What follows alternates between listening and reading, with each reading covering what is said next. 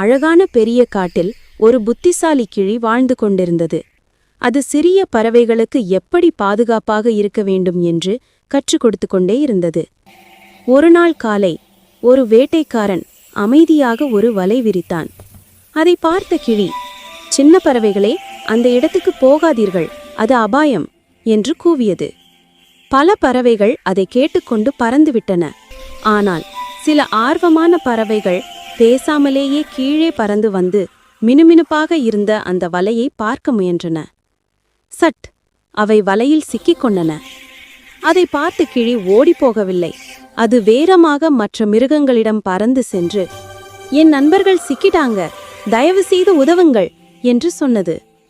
எல்லா மிருகங்களும் ஓடி வந்து கூர்மையான மூக்கு, சிறகுகள், பற்கள் எல்லோரும் சேர்ந்து இழுத்து அந்த வலையை கிழித்தனர்.